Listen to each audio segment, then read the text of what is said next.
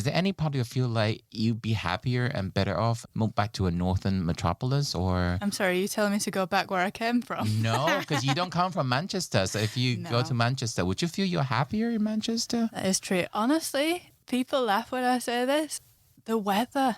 It's just so much better in the south. Wow. People praising the weather in London. I can't imagine. Oh my God. Hello, welcome to Comedy with an Accent podcast. I'm your Taiwanese comedian, Kuan-wen. I interview comedians who perform English stand-up comedy but who are not native English speakers or they can have very distinct British regional accent. This podcast is all about comedy, about accent, about languages, and about the comedy technique. So stay tuned if you're interested. I don't know when this will be on, to be honest. Me neither.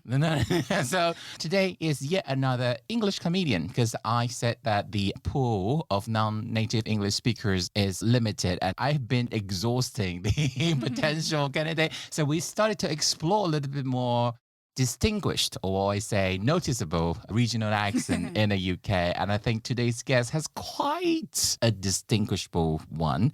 I'm going to welcome my guest today, Kathryn Mather. Welcome. Hello, thank you for having me. I'm glad that you said that my accent is distinguished. It is not considered distinguished. Distinct, is it? I don't know. Oh, distinguished is like excellent. Yeah, distinguished is like, oh yeah. Well, not my language, but I was also using distinguishable. Is that an actual word in English? Yeah, I think so. Sorry, I feel like a real here. I've just like immediately... Don't say too many. You can swear, but every swear word I need to beep, so don't add too much work to my editing. Quan, we have been friends for 10 years. How? 8. 8 years. Mathematically speaking, right? All right, dickhead. 8 years. It does wind me up. It really winds me up when people do exactly what I have just done there, which is like, because I don't speak another language, I only speak English because, various reasons, but when people say to a non-native speaker, they're like, oh, you got a bit of English wrong, when they say like an instead of you're just like, f*** off, man. Like, who say that to you? No one said that to me, but you know when English people will say to a non-native speaker like, oh, you got that grammar wrong. Well, they're not saying grammar because they're f***ing morons, but you know what I mean? Like, yeah. I'm like, have you heard yourself speaking French before? Excuse me. How's your Portuguese, dickhead? If you can understand what someone's saying, is that not enough? I think my audience is going to love you because the majority of them are not, hard to say, because the majority of them do not live in the UK. Okay. But about a quarter of them live in the United States. I don't know. I don't know whether these are Taiwanese people or any non-native English speaker living in an Anglophone country. Mm-hmm. But UK represent less than a third of the listening number. Yeah. Yeah. And they say thank you because they probably all had this kind of insulting experience before. It's just like, it actually does my head in. I'm so jealous that I can't speak another language. And I think... I'll say it now. I can't speak another language because... So many people. I'm so sorry. Today. Are you sitting opposite potty mouth today? It just comes out. I promise I'll try. I think they're a bit better at it now. But like when I was at school, they started teaching you a second language when you were 11. That's a really long time. And it was French. Was the second language. And your French tutor might have a northern accent, so make the French sound a little bit more peculiar. Exactly. To be fair, I'm still Facebook friends with my French teacher. He's great. He was a Scouser from Liverpool. I bloody love him. He could speak French fluently. Great guy. But, 11's really like the bit of languagey understanding. It's not gone, but it's not as present, is it? When you're a kid, you can just like absorb stuff, but they just don't do that for us. Or at least they didn't when in my 30s. So then at that point, it's harder. It is taught in the most boring way possible. And you're like, I'm 11. I don't care. Also, it's not a language that you particularly want to learn, like what French culture is. I don't know. If you'd have started teaching me Japanese, I'd be like, I love anime.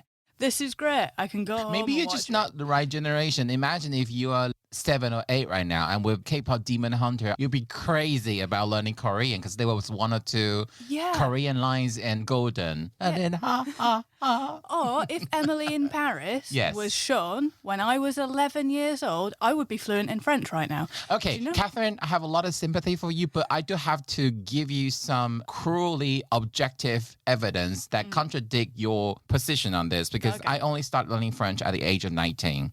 The accent is there, but it's possible. possible. Yeah. But I do understand because the education system in this country is broken. Well, I've not quite finished the point I was making. But the thing is, so like I really followed French. I tried to learn it so hard. I got to college like to do it. Every time I went to France, they would do that thing where they'd be like, oh, you didn't speak it perfectly, so I'm going to speak to you in English. Oh. They would never, ever let me try. They'd be really rude because I was English. And like, fine, whatever, but Is it I'm just trying. French or are they Parisians? There was some, because I went to like rural parts of France as well, and they just did not let you practice, didn't respect that you were trying. Et voilà, mes auditeurs français, vous êtes méchants, hein? Vous êtes méchants avec Kathryn. C'est pas bien. Right? So then I didn't know. So I tried. I was being knocked back when I was trying. Yes. And also, it wasn't really a language that I wanted to learn. It was just the language that was given In short, availability. our guest today self-assessed that she's now monolingual because of nasty French people. That's my conclusion. But then I started trying to learn Mandarin before I moved to Because you London. had Taiwanese and Singaporean flatmates. Yeah, exactly. Yeah. So I took a course, and it was so expensive. I actually quite liked learning Mandarin because it was an accent that I felt like I could do. You know, like there were noises I could make. Noises. Do you know what I mean? Like, because like different languages. Sound would be the more neutral Sounds. word. Fine. Like Dutch, there Yeah. are so many like noises that I just cannot make. Oh my God, I tried learning Polish once because I worked at a kids' play centre. We had loads of Polish kids come in. Oh my God. I Oh, would I think just Polish couldn't. people must really good at, Yeah. tongues. And Alphabets, techniques is... Polish kids, the best kid. They are Okay, so I was polite. insinuating but- some sexual technique. Could you Sorry. not follow up with No. kids after that? Fine. But anyway. it's like So this what sort of happened to big- Mandarin further study? Was it stopped because of the cost? Yeah, I can afford it. People have a go at English people for not learning a second language, and they are correct. However, this is my defence, and then I will let you start your podcast. It's been ages. It's been a while. This is Because- longer than a trailer already. And I just feel like I'm being really defensive. No app can accommodate because all clips should be short. I don't know where to put this, but I feel like I'm coming across very defensive here because I am. But my issues with learning a second language were like, it isn't sort of given to you here. So you have to pay to learn it. And it's really expensive to learn another language. Even if you're like, well, just go there and live amongst the people. I don't have any money to do that. yeah, I Or think like- we can come to that later. what I I mean? would say that Anyway. the corner on the British Isle where you're from, the environment doesn't really encourage you or offer No. anything for you to immerse yourself in language study. And No. and I do say that I don't come from a particularly... I have a comfortable life from my family, and I think part of the reason I was able to learn a language as I wanted to, even though my mom thinks it's a waste of time, is because finance wasn't too much a worry. So that's absolutely true. But let's just taking that anger and resentment I'm so away sorry. to introduce yourself a little bit. Actually, I think that Kathryn has moved down south so she's from the northwest of England. She's from North England. But she has been in the South for such a long time. I think your accent has mellowed so much. My impression of you came from the very old memory of when I first met you. In your older comedy persona, you were a little bit more deadpan on stage. So my recollection of you was with a heavier accent, actually, a much stronger accent. And now you were talking, and I think, wow, you've lost it. I think you've come to this point when you go home, and if you speak like that, I'm sure your family member will make some disparaging remarks like, oh, you think you moved to London, you're a southerner now. Where's my daughter gone?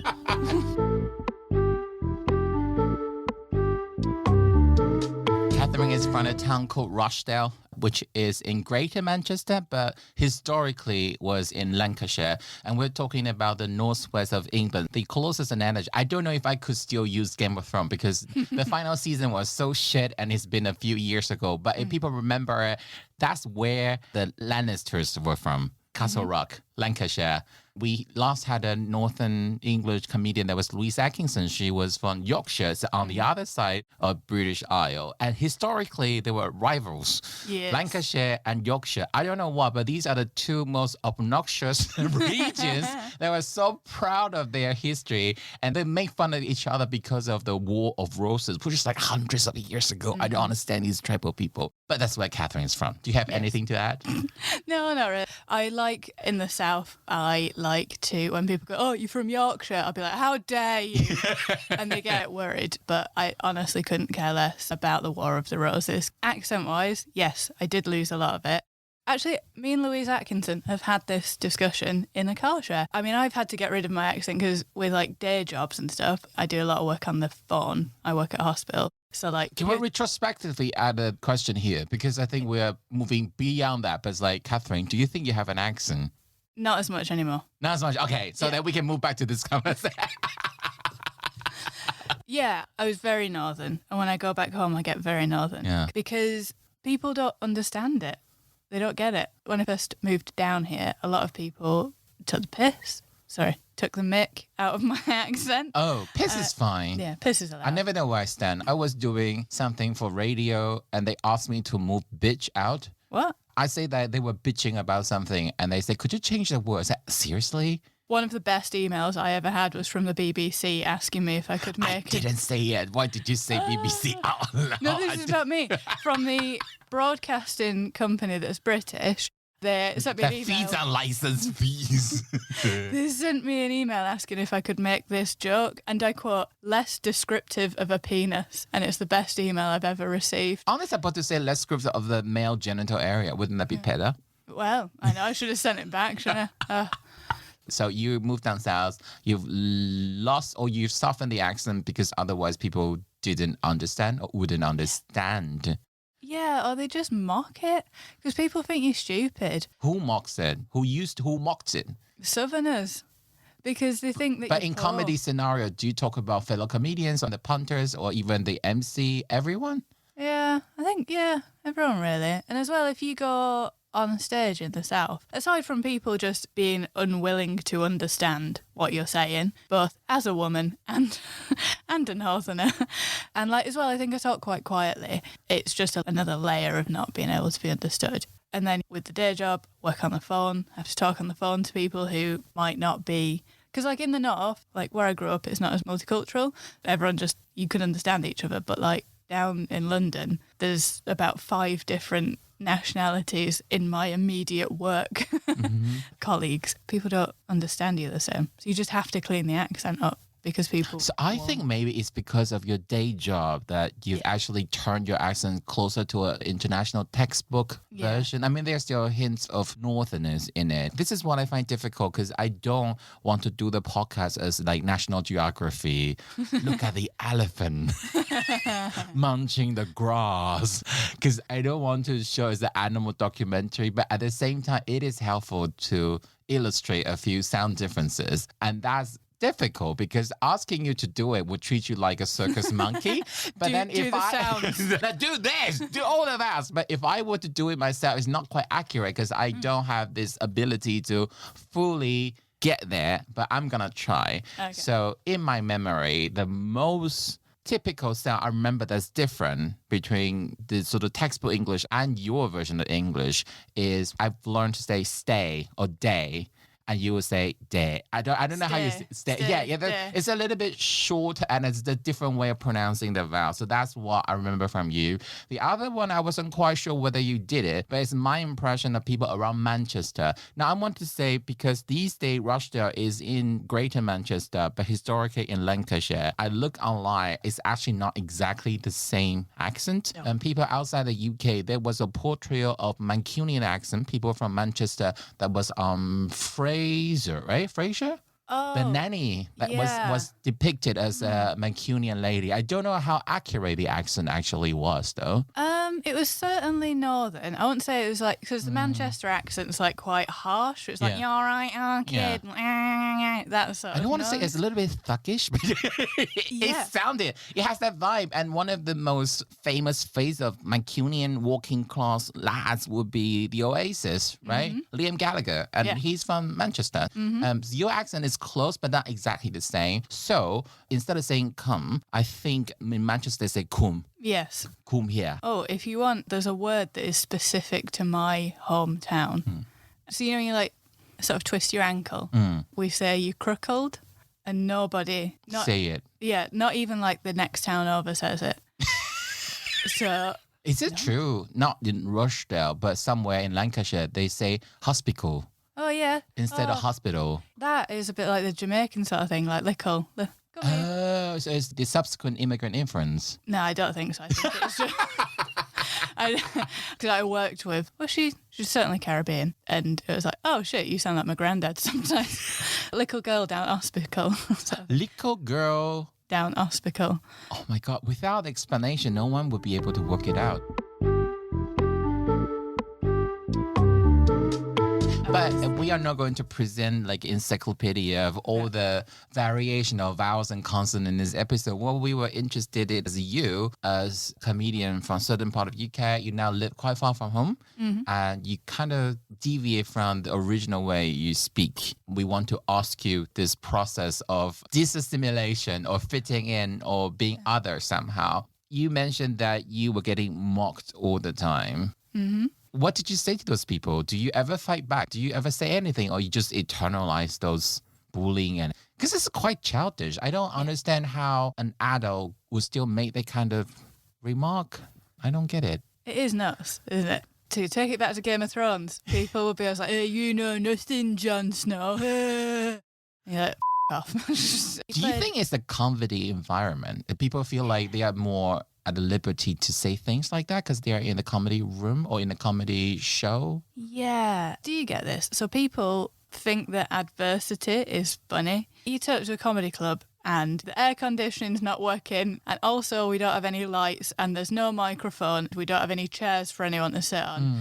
And they're like, oh, it'll be funny. No, it won't. No one can see or hear me. That's not funny. But it's that specific philosophy that in comedy rooms, you are allowed to relax a little bit and say things you would otherwise be afraid of saying outside a comedy room. It's probably that thinking. But I think it's like the bantz, isn't it? So like people, I don't know if you have an international audience, people say that British banter, is it different to international? I've never lived anywhere else. You're way more international than me. I think British banter is a bit meaner. It's so mean. It is so mean. And I think amongst friends like that, you are a bit mean, but in a not like, you know, you would But I try not to do that too much though. And I think there's a personality difference, and some people do it more. And I think some British banters are so ill-intentioned that it doesn't get called out enough because the receiving and the victim typically just put up with it. I think it is the cultural norm, where as seen by international people, that's absolutely not on. Yeah, I would let a friend, like if you, obviously not if you're doing it all the time, but if you made a joke about my accent, I'd be like, yeah, that's all right. But if a stranger did it, I'd be like, well, that's not cool. But I think even between friends, I don't think accent jokes are funny. It's immature. It's basically from a privileged position. I can accept a joke about each other's accent when it's between someone with a Yorkshire accent and a Lancashire accent. Do you know what I mean? Like people with equally strong accent and just making fun of each other's accent, I understand. But if you speak a rather southern accent, then you enjoy a lot of privilege already. Yes. For you to make fun of your friend having that accent, I think it's kind of bullshit behavior. I don't like it. Yeah. On the other hand, I went to university with an Italian guy who had learnt English in Ireland. Once we had to order some materials in, and he asked somebody on the phone for 6 shits of MDF, and he meant 6 sheets. Isn't that a Kiwi? I thought it's a New Zealand accent. Sex. Sex shits. And we were like, and this poor man on the phone was like, I'm sorry, you want what? And that, we never let him forget that, because that was funny. And he found it funny as well once we explained to him what he said to this poor man on the phone. So I'll give you an example from my story. I have a very low opinion on a certain type of Southern English people. Okay. They don't realize how much a bitch they are. Which ones? Where are they from? Give me the exact location. In my first job, there was a secretary for the whole office. And sometimes we would sit together for lunch. I think I would just, in the middle of conversation, I would mention something like bin. I used to say trash can. Mm-hmm. This is what the English I learned. And I learned that, okay, in the UK, you say bin. So I say bin. But in Mandarin, we don't really have that much difference between long and short vowels. Mm-hmm. So you have been, but then bin. That distinction is not natural to me. So I have to make an effort. So in the middle of conversation, I say been when I meant bin. Mm-hmm. And this secretary would stop eating, look me in the eye, and repeat what I said wrong and say, do you mean this one? But in a sort of way that was making fun of it. And there was another example. It was the word edible. Mm-hmm. Same again in Mandarin. We don't have that subtle difference between different kind of similar vowels. Mm-hmm. And I probably use the one very close to Mandarin. Instead of saying edible, I think I say edible. Mm-hmm. And then she stopped and she put the fork into her thing and I start stirring the food in front of her. And then she say, oh, do you mean edible? You know, it's the way of saying that. It's just like there's certain bitchiness involved. I mean, she was being a dick. Yeah. 100%. Again, I've had people say to me, like I did a language exchange with somebody with Mandarin. She was like, if I get something wrong, tell me because I want to get it right. Yes. So that's okay. That's the context. Yes, absolutely. Or there was an Australian guy who kept calling himself a nonce around the office because over there it does not mean that you are a paedophile. He went, oh, I'm a silly nonce. And we were like, please stop saying that about yourself because you will get yourself into trouble.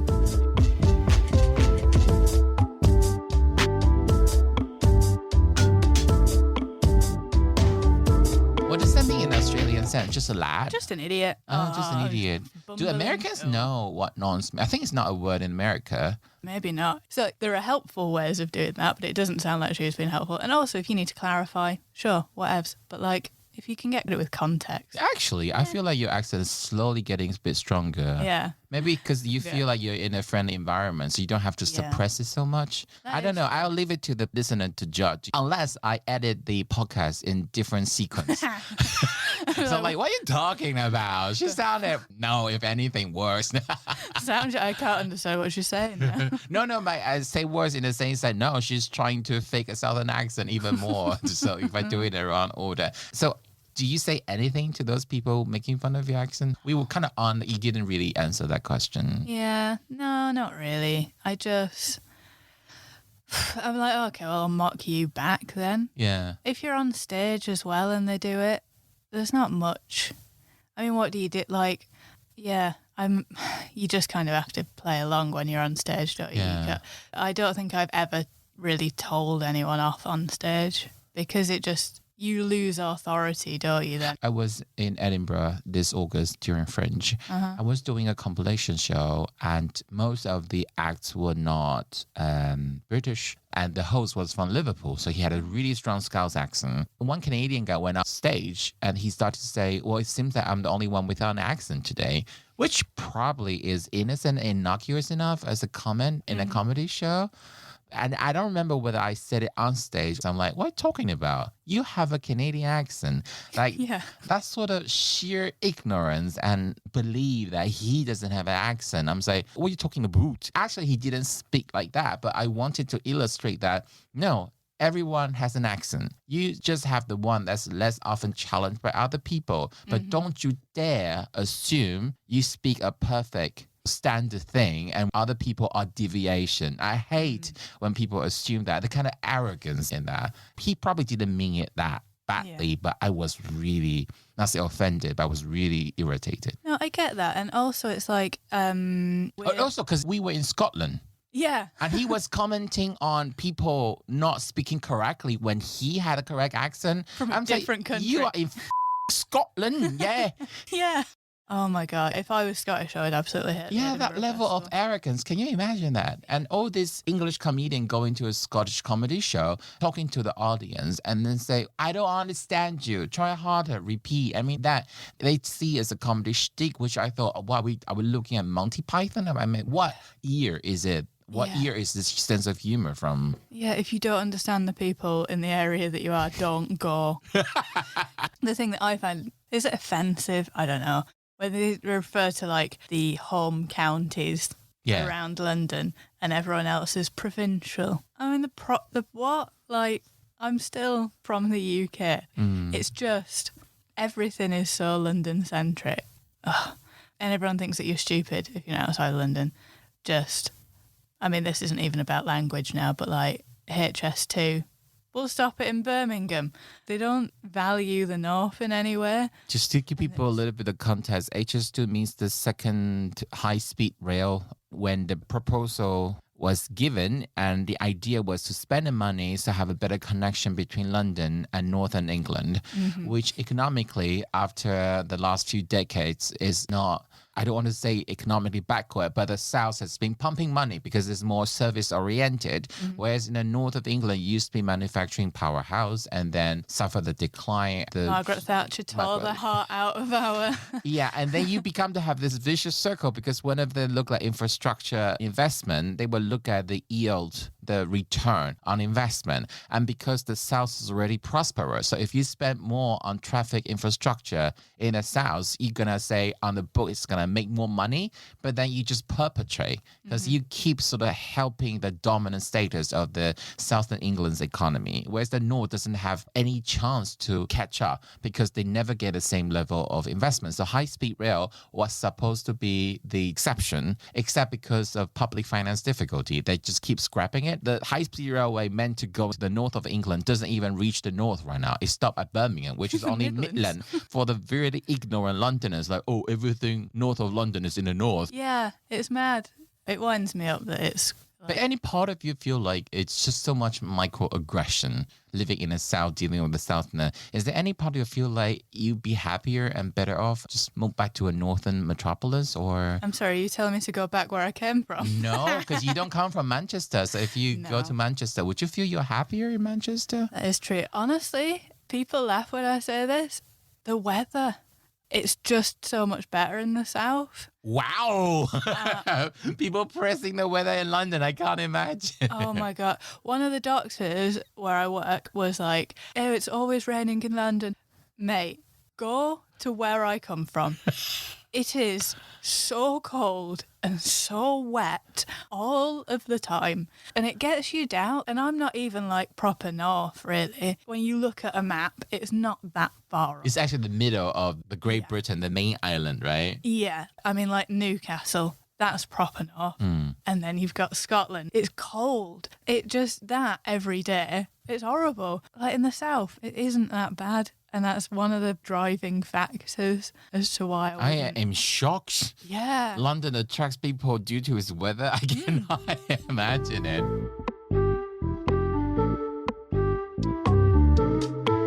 Do you normally gig around London or do you go around quite a lot to gig? I haven't gigged with you for such a long time. I mean, I don't know when it's the last time we gigged together. Yeah, I can't think of the last time we gigged together. It might be one of your comedy with an accent. I haven't done that show since 2023. Yeah, it genuinely could have been years. God. That's the way we haven't gigged together for 2 years. So do you normally stay in London, Greater London, or do you go everywhere, anywhere? I travel everywhere. I was in North Wales last week. I was in Durham, the northeast, before that. I drive wherever the money is. But that's the job, innit, really? I think the driving is the job, and then the getting there and doing the gig is the treat at the end. So what we're interested on this podcast is when you go to different British towns and you introduce yourself, do you have to address or explain your accent? I think for people who's not British, we may not be able to know, but I would say the majority of British people probably can work out you have a Lancastrian accent, so to speak, or they may guess Mancunian or Northern, generic Northern. Yeah. But even in the North, can they not tell right away unless you say it?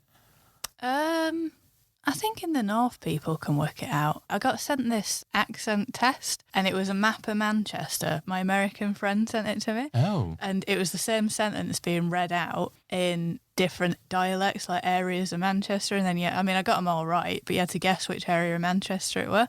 I couldn't tell you now, someone from Stockport sounds like this, but someone from but when you hear it, you have at least a faint idea. Yeah, you're from there, yeah. In the north, they'd be able to work out the sort of rough area. But a lot of Southerner would just know you're from the north, and they can't, because you did say are you from Yorkshire? They couldn't even make the major distinction. Do you feel that being able to let people know without saying that you're from the north, does it help with building a rapport with the audience in the north? So I do have a joke about where I'm from to sort of give people an idea of I'm from the north, but I live in the south now. Because people sort of try and work out how far you've come to get to the gig. I don't know if it helps telling people, really. I'll give you an example. I was at a gig when Rachel Fairburn, great comedian, was closing.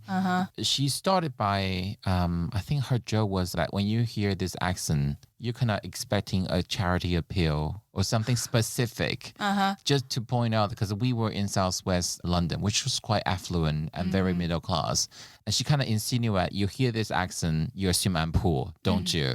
To say the unsayable. And so she clearly marked that I'm aware I have a very different accent from you guys. And now you're all thinking that, that woman is from the north. And then she started to talk about northern stereotype.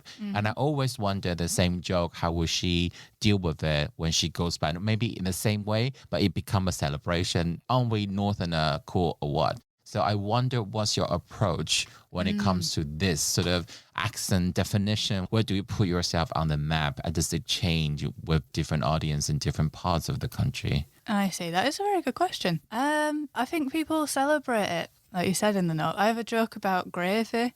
The joke is about... This is what I said. I think your accent is getting back stronger. Yeah. Is it gravy? Yeah, gravy. So, like, in the war, women used to paint tight, like, it looked like the tight seams with gravy on their leg because of rationing. People couldn't afford tights. So to make it look like they could afford to wear tights, they just paint a seam down the back of the leg with gravy. I'm like, that's definitely a southern thing because northerners wouldn't waste gravy.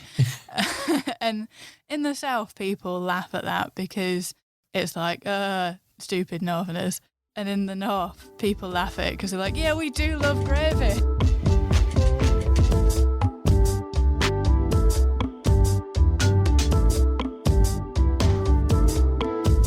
Rochdale in the UK has some really not quite positive connotations. So Rochdale is linked to a sex grooming gang. So there were quite a few taxi drivers mainly. And I think it was a lot of people in takeaways and things. Also, you had a very long-lasting MP up to the early 90s who turned out to be a sexual predator. Cyril Smith. Yes. And then later you had an MP who died on the job, and in the by-election caused the election of George Galloway. So George Galloway is quite like a TV personality type of French political figure. So I don't think the Rochdale image is really... it's a rich comedy material, I would give you that. Yeah, it makes me really sad. So my hometown, it was like mill town. You got your mill towns, your mining towns in the north, and we didn't have mines. Mines are more northeast. Yeah, to give the context, Rochdale is a typical product of industrialization in the UK and used to be a center of textile manufacturing from woolen to cotton. But then after the Second World War, UK couldn't compete with the cheaper manufacturing sites outside this island. So it's a very sort of severe economic decline for towns like Rochdale. Yeah, I mean, we were so good at it. If you look at our town hall, Rochdale Town Hall, it is beautiful.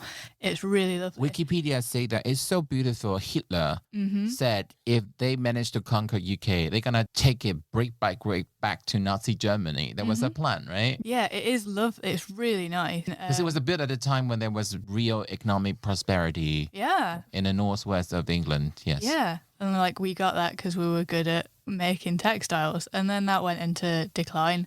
And then obviously jobs don't get replaced. Just don't replace, and there hasn't been any other plan, and the government just left it as it is. The reason I mention all this is that Rochdale is a typical northern town suffering economic decline. And I think you do come from a working class background, right? So what I am interested in, do you feel on the comedy scene, there's this almost like a Disney Mickey Mouse portrayal or even fetishization of northern working class background or profile?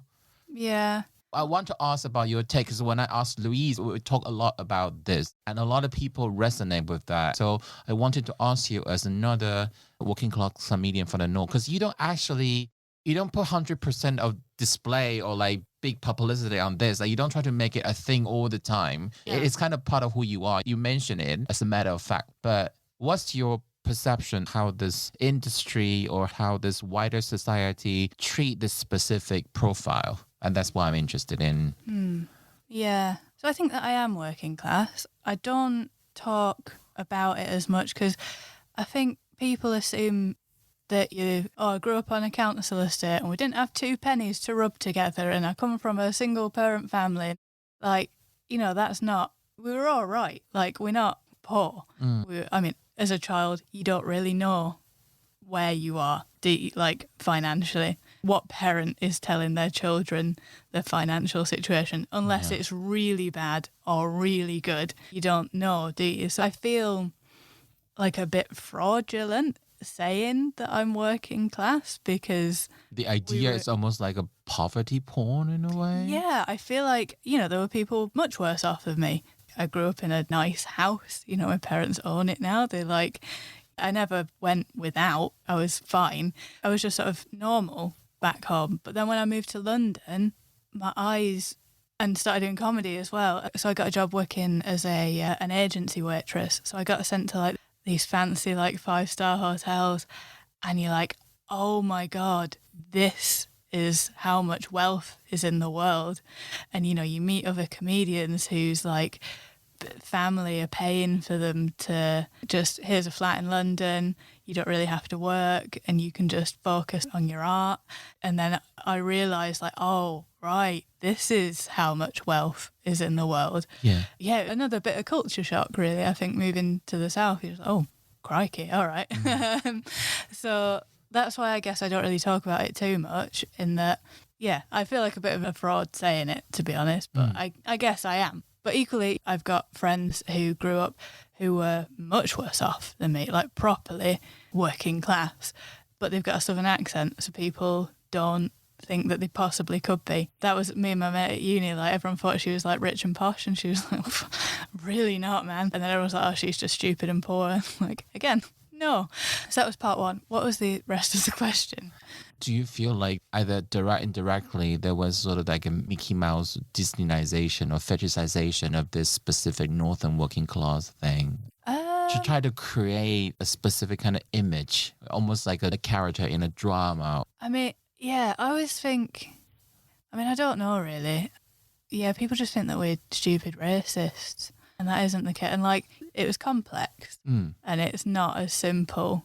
In a way, it's easier to judge when you don't have to grow up in that environment. Yeah, if you can just go, you're being racist, stupid racist. Like, actually, no. No, that's not the case. I always think internationally, there's the two Britons. There's Downton Abbey Britain that people see. And then there's Kes and Billy Elliot. It's the perception of the UK, especially England in this case, maybe. Yeah. Either it's Billy Elliot or either like the poor family from the old mining town, or you have to be the posh from Downton Abbey. Yeah. And somehow the majority of people are in the middle, don't know how to be portrayed. Yeah, you're not seen. But I think that class is such a big thing in comedy. They address people like, oh, we're trying to get equal, having more women on, having more people of colour, having more like gay LGBT acts, like ableism, trying to get people into venues that don't have loads of stairs. And so like all of these aspects of representation are getting addressed. Wonderful, great. Let's please keep doing that. I'm not saying don't, but class just seems to be a thing that is ignored. And it's like I was saying before, like if you've got family that can afford to put you up and let you take creative risks and let you go to Edinburgh every year, and you've got a trust fund, and just as well like get brought up where it's a possibility. Do you know what I mean? Like having a job in the arts is a thing that you could do, seen as an option. All of that stuff, it's a mindset that's built into you, and you're just gonna go further, and life is a little bit easier. But then you have to work harder to get half as far. You know, if you're doing a day job, so if you've been at work for 8 hours and then you have to get on a 2-hour train to Birmingham, and then you perform, your performance just isn't going to be as good as someone who had the whole day to practice their set, have a little nap, and then go fresh, you know? So I think that that's a big thing that the comedy scene needs to I'll try to say from my point of view, and I do recognize like I'm not fully in the position to say it, but I can say some because I'm the outsider. I'm the eternal outsider in this country. So I come from quite a comfortable financial background, but I did work in a corporate environment, sort of like economic independent on my feet for quite a few years before I started doing comedy. And when you said about this representation for a very long time, the class difference and unfairness has been ignored. But Best in Class is a show and it's a group of people championing working class artists and has been really trying to put this on the agenda, doing great work. So I think class is coming back into discussion. But this is what I observe. I feel there is an issue of people holding power in the industry just wanting to be seen that they are addressing the problem without really thinking, am I really addressing the problem? There's a difference in that. Because you're just doing performance gestures. Do you really look at it, assess, like, have you addressed the root of the issue? I say it's a bit hypocritical because I don't come from a typical financial background, but there are certain jokes I don't do because it would be too untrue. I remember seeing a clip of watching a comedian saying, as a millennial, I will never be able to own my own property. And I think that joke was meant to be relatable. But this is from a comedian who, according to the newspaper, lives in quite a fancy West London place without explaining to the reporter how he managed to live here without having to pay rent or what. So his family was well connected and with the money. And I say that in that case, I would think the joke was quite unauthentic. Yes. And for me, actually a bit off-putting. Yeah, like the amount of them. It's cool to be seen as the starving artist, but no one actually wants to be that. It's as if the gatekeeper, the industry, want a portrayal of someone say, would you pity me? Yeah. I am so poor. I need your guys' help. Would you pity me? Instead of just trying to address the systematic unfairness, the structural differences, can we do something? Like, rather than looking at it from sort of the policy level, they just want the emotional dramatization of those on display as a sticker. And that's what I find off-putting. Well, yeah, exactly. That's it. And with like the working class thing, they're like, well, tell us, you don't really talk about it. You're like, well, why should I? Like, what? What do Because, you want for example, it's like, oh, I want you to talk non-stop about being working class. Whereas that if you just look at how many Nepo babies are we having in this year's lineup? Yeah. How many are we giving to people from a working class background? But whether they want to talk about being working class or not, I don't think that really matters. Are we unfairly favoring people from a certain kind of socioeconomic background? And if that's the case, is there any merit behind it? Yeah. Rather than just having a few sort of window dressing. Yeah. And they're like, oh, we want more regional accents. Something that I have a problem with, the word regional, because it suggests, oh, no, we don't have an accent. You do. The poor people do. But yeah, if you want more regional accents, just make it available. I never know how to put it this way, because in the entertainment industry, there's a lot of luck involved, and no one can say that I absolutely deserve a chance. Why don't you give it to me? Because you just hold it against me.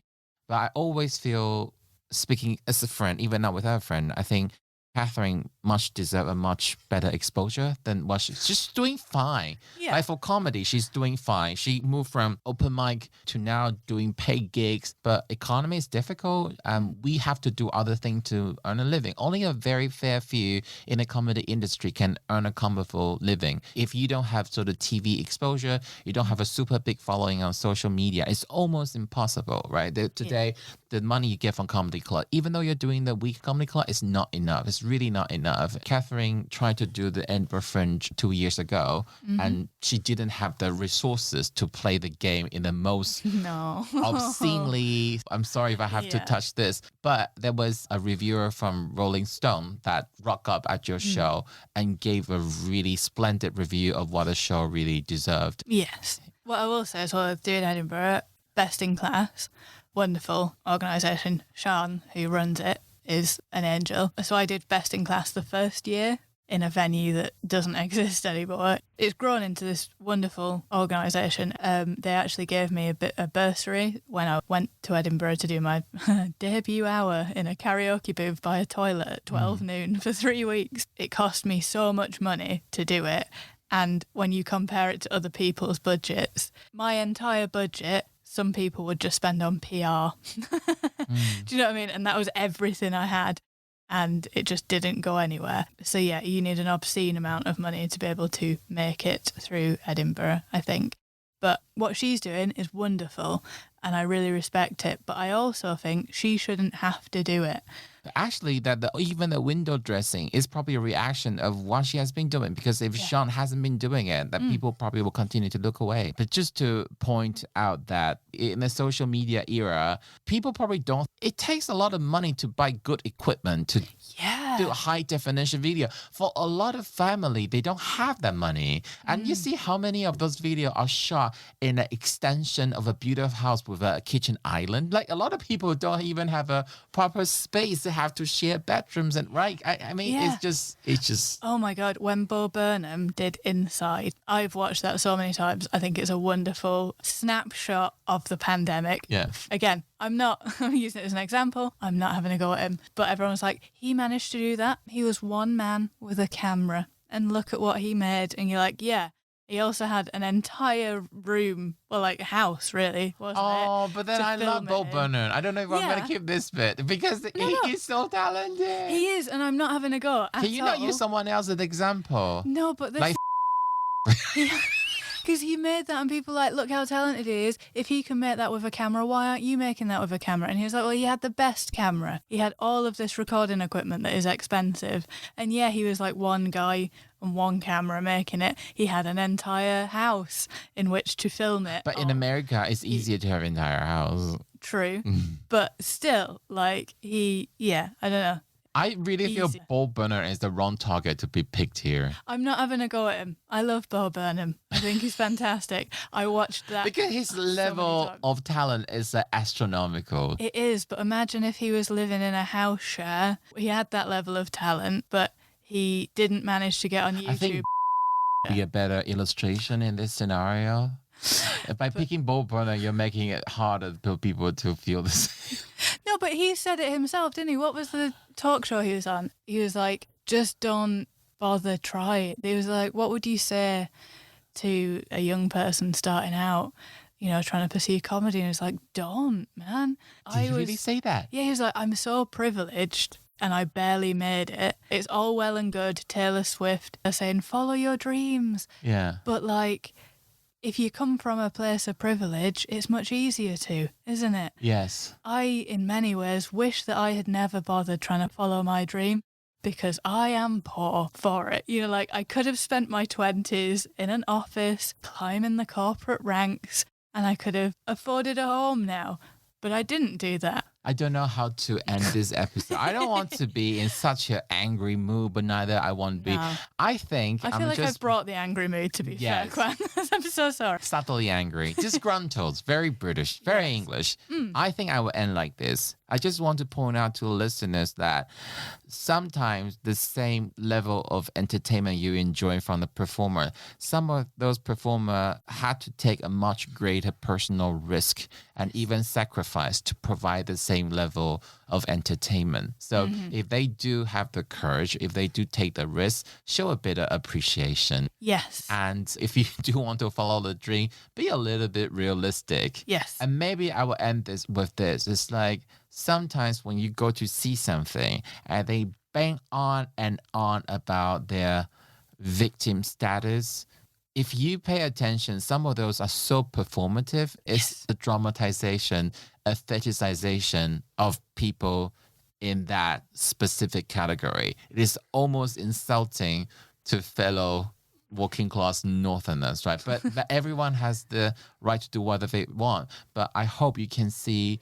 the sort of almost performance nature of it. And don't just feel like, oh, I've watched 1 or 2 comedy shows this year by a working class comedian. I can feel better about myself. I've done my job. Don't become one of those people. Open your eyes, open your ears to people from different walks of life, from different background, from different cultural profile, understand them. Don't be one of those central London twats. Watch a video on TikTok that has not been filmed with the best camera on sale at the moment. Yeah. Because they might have something to say that is worth hearing, but it just isn't as polished because they can't afford it to be yet. Yes, we're not saying that because someone couldn't afford something, so it's eternally unfair. We should make sure no one has access to good equipment. No, but as Kathryn trying to say, yeah, sometimes something doesn't look quite as polished because of economic constraint, and there's a reason behind it. So sometimes give those raw, unpolished stuff a chance. Yeah, So, exactly. Yeah, I think that's a more positive, Or it- upbeat note. Or it could be shit. Could just be an awful video. And then keep scrolling, that's fine. But just, yeah. No, I agree. That is an update. Thank you for turning my... Okay, we probably should stop here. Otherwise, I feel like we'll be awfully insensitive to the working class discussion. Yeah. Okay, so how do people find you on social media? Are you still doing the 2 podcasts? No. No, so we had to stop the podcast for financial constraints. Right, the ass. Yeah. So I am at Before Now After Then on all of the social medias. So I started making history videos every single day and unsurprisingly burnt myself out after 18 months of it. Please go back and watch it. I'm on YouTube, TikTok, Instagram. I think I've got a Facebook page, but no one uses that anymore, do they really? And I put a bit of stand-up on there as well every now and again. I've started talking to people on my long drives. I review motorway service stations now whenever I'm out and about, if that sounds up your street. I also did do a podcast, and it was, do you know what? Really good podcast, but my co-host had a child. Babies ruin everything. Everything. Happiness and babies, we have lost so many great acts to, but it is what it is. So that's called Historical Hot or Not. That's at Hot Not Pod. Me and my co-host, Aidan McCaffrey, talked about history's best and worst people and whether we'd them or not. Basically. It's another beep. Another beat. Whether we would have sexual intercourse with history's great. That was so much fun. We got recommended by The Guardian. And the current politician, if they die, they become their subject to be talked about. But yeah, that was on hiatus, I guess, because life got in the way. Have you done an episode with Sarah Smith yet? No. You should. I wouldn't. That's what I also wouldn't, and I don't think he'd be interested in me because I'm a bit too old. But he was enormous. Have you seen a picture of him? He's huge. Yes. Okay, let's not get into the territory of fat shaming, right? Okay, so... No, but like love your body and love who you are, but also he was not an I shouldn't have mentioned that. It's all my fault. Like the ending was beautiful. It's now gone. Right. Be yourself. Love yourself. That's the episode today. If you like this, give Kathryn and myself a follow. And if you could, just leave a good review. Maybe even write something. We've quite a few stars, but only 2 people ever left comments. So I would appreciate a bit more. If you've got anything negative to say, keep it to yourself. We don't want to hear. But it's also engagement. It is, but they can also shut their whole mouth. All right. Oh my God. I was so afraid going to say another swear word. That's it for today. I hope to see you next time. Have a good day. Bye. Bye.